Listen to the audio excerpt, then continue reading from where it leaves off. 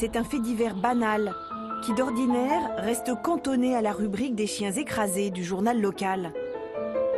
Une affaire dont l'écho n'aurait jamais dû franchir les murs de la ville de Reims.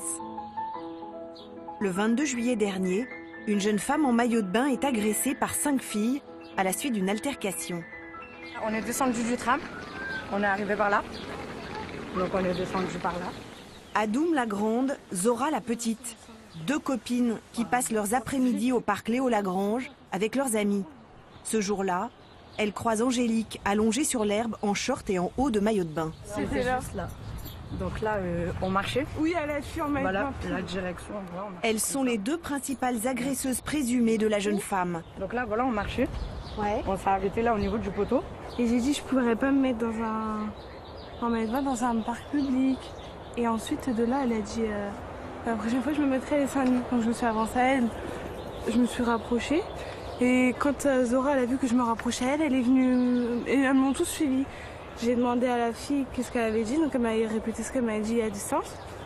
Et de là, elle m'a dit, de toute façon, en gros, de là, après, elle m'a fait des reproches sur mon corps. Et après, elle vous a dit quoi? Que genre, vu mon corps, je pourrais pas me mettre en maillot de bain. Et donc, quand elle a dit ça, moi, ça m'a blessée et j'ai eu une claque. Et de là, moi, j'ai essayé de calmer les choses. Parce que voilà, c'était un truc bidon, c'était un truc. Voilà, c'était tout bête. Et elle m'a regardée, elle m'a mis une gifle. Donc après, moi j'étais comme ça, je regardais tout le monde à droite, à gauche. J'ai dit, mais elle m'a mis une gifle. Et après, elle a attrapé mes cheveux. Et après, oui, il y a eu une bagarre. Vous êtes battu avec elle? Voilà, on s'est battu. Œil au beurre noir, échymose, la bagarre se solde par 4 jours d'interruption temporaire de travail pour la victime, 3 jours pour Zora. Les 5 agresseuses présumées sont mises en examen pour violence en réunion. Fin de l'embrouille, la fable du bikini de Reims peut commencer. Il était une fois 5 musulmanes intégristes qui attaquent une Française trop dénudée à leurs yeux. Pour les médias, le motif est religieux. Twitter s'emballe, l'extrême droite en fait ses choux gras. Même SOS Racisme y va de sa manifestation. Au cœur des vacances, tout le monde entend parler de cette histoire, jusqu'en Angleterre et en Espagne, malgré les démentis sur le motif religieux. Comment les médias ont-ils pu se tromper à ce point? Zora et Adoum n'en reviennent toujours pas. Pourquoi j'irais taper les gens parce qu'elles sont en maillot de bain? Alors que, au contraire, c'est bien, je sais pas, elle montre son corps, c'est bien pour elle. Moi, j'ai rien contre ça. Du coup, bref, j'aurais pas dû régler ça avec une claque, c'est vrai. Maintenant, ce que je comprends pas, c'est que c'est parti aussi loin, certes, et qu'eux aussi, ils ont remis ça sur d'autres de notre religion. Tout a commencé par un article du journal local, l'Union de Reims. Un titre vendeur, un fait divers que le journaliste sait faire croustiller, loin de la sécheresse d'un rapport de police. En 40 lignes bien troussées, il campe une agresseuse choquée par une tenue indécente, écrit-il. Voir cette femme qui bronze au soleil semble contraire à sa morale et à sa conception des bonnes mœurs. Dans la phrase suivante, il se met à la place de la victime, qu'il décrit effaré par un tel discours au relent de police religieuse. Ces mots vont allumer l'incendie. L'Union est une institution en Champagne-Ardenne. 100 000 lecteurs par jour, 120 journalistes. La rédactrice en chef Carole Bouillet était présente ce week-end-là, quand l'article paraît le samedi 25 juillet, 3 jours après la bagarre. Pas très bon. Comment a travaillé votre journaliste? Alors notre journaliste... Qu'est-ce qui lui a permis d'écrire au relent de police religieuse? Alors, bon, déjà, ce que je voudrais dire, c'est que c'est un journaliste qui est spécialisé dans les faits divers, qui travaille sur le terrain depuis une vingtaine d'années. Comment il a travaillé? Comme pour tous les faits divers, il est allé recueillir des informations qu'il a recoupées à plusieurs reprises pour tenter de savoir quel était le profil des agresseuses, quelle était exactement la nature des échanges. Ça, c'est des éléments qu'on n'a pas pu avoir très précisément tout de suite. À ce moment-là, le journaliste n'a pas accès au procès-verbal de la police, qui n'évoque pas de mobile religieux ou moral. Ses sources, il ne les dévoilera pas. Dans une bagarre, il n'y a pas que les mots qu'on s'échange qui permettent de qualifier les faits et d'expliquer exactement ce qui s'est passé. Et là, en l'occurrence, on a un problème vestimentaire. À chacun de l'interpréter ensuite comme il veut, mais on disposait d'éléments qui nous ont permis d'écrire qu'il y avait des éléments moraux qui étaient mis en jeu, même si, comme je vous le disais tout à l'heure, il y a eu une maladresse de notre part de parler de relents de police religieuse. Pour elle, une subtile question d'interprétation. L'auteur de l'article, lui, reconnaît avoir été trop loin. Pour relents de police religieuse, oui, ça c'est quelque chose de très maladroit que je n'aurais jamais dû écrire. Et que vous avez inventé quand même. Ah oui, alors là, personne ne m'a prononcé devant moi le mot police religieuse. Là, c'est clair. Évidemment, racontée de cette façon, l'histoire est beaucoup plus sexy. La rédactrice en chef la poste sur Twitter. En 140 signes, tout y est. Pic d'audience sur le web du journal. L'article de l'Union est immédiatement repéré par les sites identitaires et d'extrême droite, comme F de Souche, l'un des premiers à relayer l'info. C'est un lecteur qui est de Reims, qui lit l'Union de Reims tous les jours, qui a vu l'article, qui s'est dit que ça peut nous intéresser. Et à partir de ce moment-là, nous on a fait buzzer l'information. Pour Pierre Sautarel, le responsable du blog, F de Souche est un site de réinformation. Une revue de presse qui recense ce que les médias traditionnels cacheraient sur l'immigration et l'islam. Dans l'affaire du bikini de Reims, Pierre Sautarel estime avoir relayé l'information en toute objectivité. Quand nous on a publié l'article, le seul truc qu'il y avait, c'était une fille a été agressée pour des raisons religieuses dans un parc. Nous, qu'est-ce qu'on a vu? On a vu cette information-là, on s'est dit « Ah ça, c'est intéressant comme information, surtout dans notre logique à nous qui est de s'intéresser et de décrire tous ces phénomènes communautaires, toutes ces tensions communautaires, ça allait parfaitement dans notre sujet. Si un journaliste le dit, c'est à lui de vérifier son information. Nous, une fois que c'est publié, on le reprend. » Et il a également diffusé le démenti de la justice sur le mobile religieux.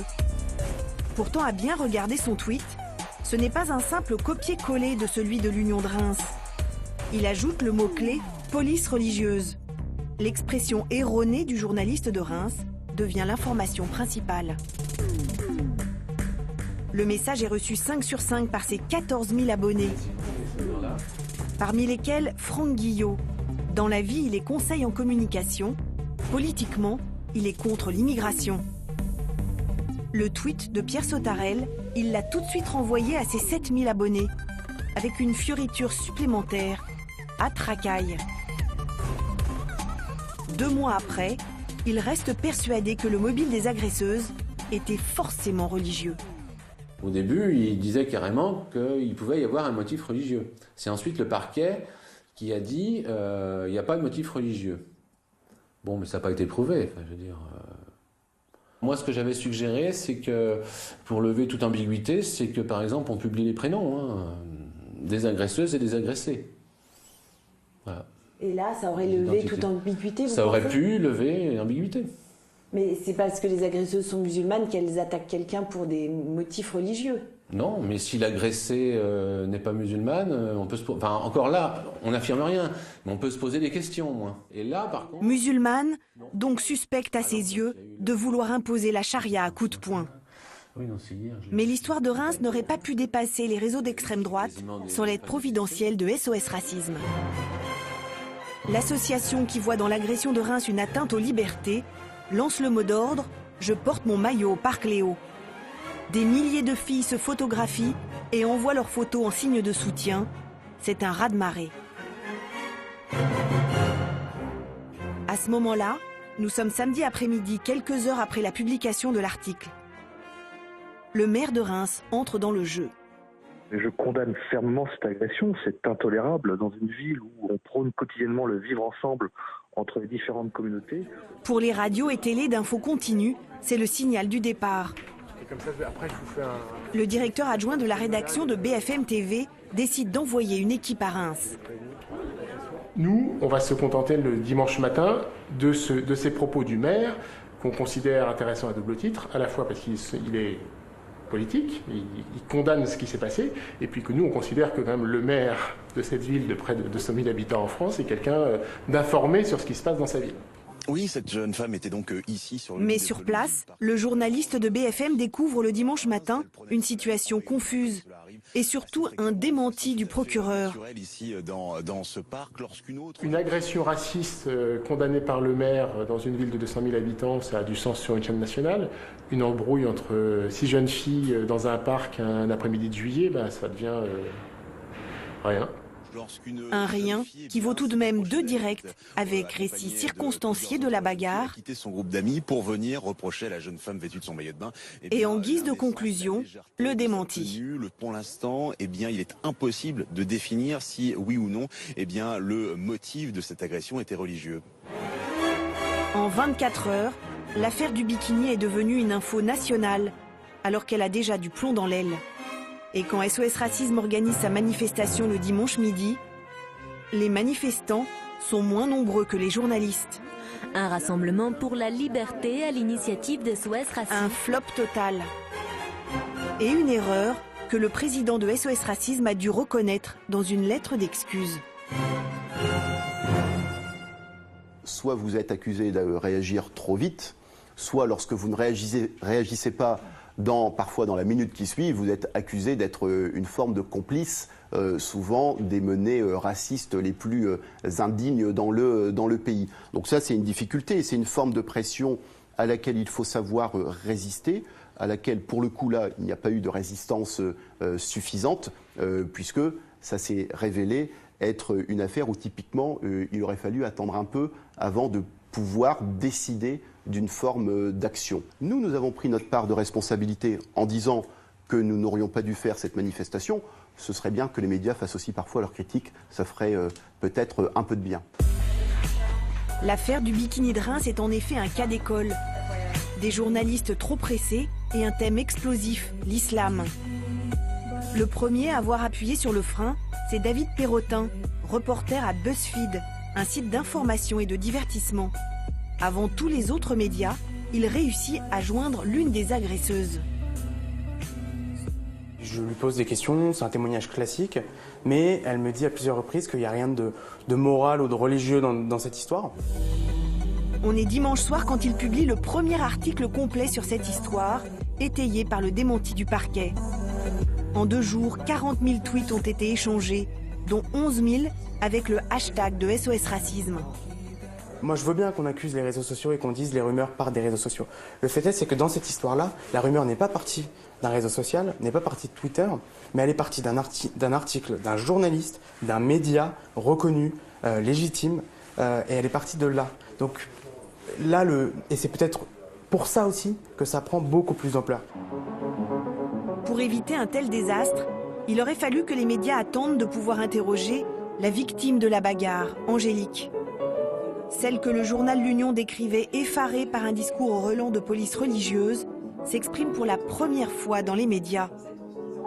Une jeune femme de 21 ans, très angoissée, que nous rencontrons chez son avocate. C'était Reims-Plage, on se trouvait en maillot de bain, en haut de maillot de bain, et elles nous ont fait le reproche qu'on était en maillot de bain, mais en dehors de ça, il n'y a eu aucune implication religieuse. Vous n'avez pas eu affaire à des policières islamiques? Non, du tout, non. Elles étaient habillées comme vous et moi dans la vie de tous les jours. Qu'est-ce qui a déclenché la bagarre? Le fait que je lui ai répondu et que du coup, ça lui a pas plu. Et elle était vraiment... Depuis sa déposition au poste de police, sa version n'a jamais varié d'un iota. Traumatisée par l'agression, paniquée par l'emballement médiatique, la jeune femme qui aimait bronzer dans le parc Léo s'est terrée chez elle. Déjà, je n'arrive plus à sortir toute seule. J'ai du mal. Le premier jour, quand j'ai trouvé mon travail, le premier jour de travail, j'ai tellement été tétanisée, pris de panique, stressée, que j'ai fait un malaise, que j'ai pas pu commencer le premier jour que je devais commencer. Peur de les recroiser, peur de ce qui peut se passer, peur qu'on me reconnaisse, peur de la vie que je pouvais mener, quoi.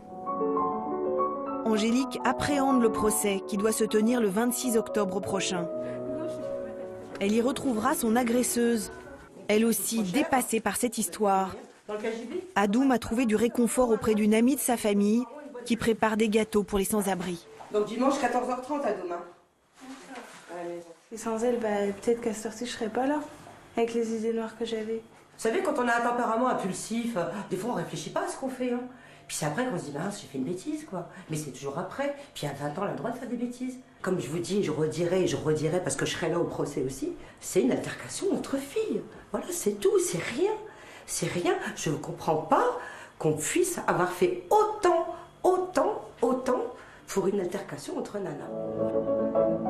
Chez les journalistes, il existe un vieux dicton. Une info et un démenti, ça fait 2 informations, et c'est toujours la fausse qui reste dans les mémoires. Est-ce que vous connaissez l'origine de l'altercation et de l'agression? C'est avec l'islam, oui. Vous avez entendu qu'il y avait eu des démentis en disant que c'était pas du tout religieux, que c'était une bagarre? Non, ça par contre, non. Pour moi, j'avais juste entendu que c'était un truc religieux et qu'elle voulait pas... elle devait être habillée et pas être en bikini devant tout le monde comme ça.